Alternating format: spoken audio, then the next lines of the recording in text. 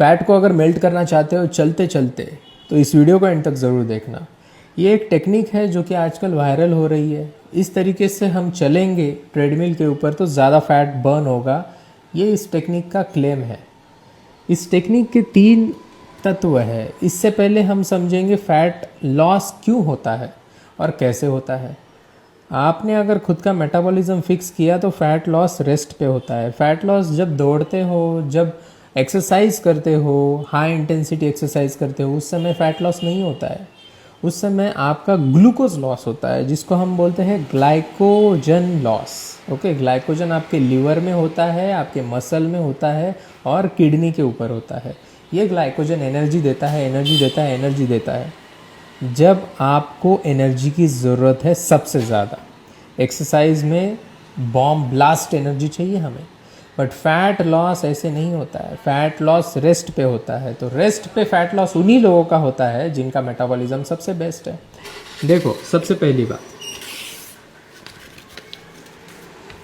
आपको आपकी treadmill 12% inclination पे करनी पड़ेगी।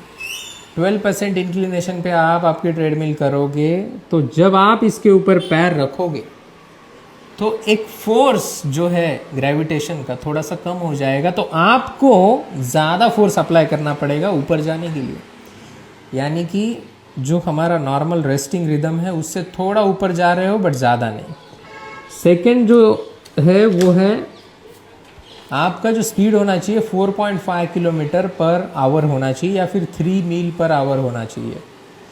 क्यों ऐसा? क्योंकि आपको रखना है आपका हार्ट बीट 110 या 100 के बीच में, क्योंकि देखा गया है कि पर सेकेंड फैट ज़्यादा बर्न होता है जब आप आपका हार्ट बीट 110 या 120 के अंदर रखते हो, यानी कि लो इंटेंसिटी में वर्कआउट करते हो। और तीसरा जो पॉइंट है वो ये है कि आपको बस 30 मिनट करना है, क्योंकि 30 मिनट से ज़्यादा अगर करोगे तो उतना ज़्यादा यूज़ नहीं है। ओके, तो 30 मिनट करो और ये पॉइंट को ध्यान में रखो, आज से ट्रेडमिल में डालो। मेरे हिसाब से भी ये सही है। और फैट लॉस को अगर सही करना है तो मेटाबॉलिज्म को बढ़िया करो। मेटाबॉलिज्म को बढ़िया करने के लिए अपने प्रोटीन इंटेक को बढ़िया करो।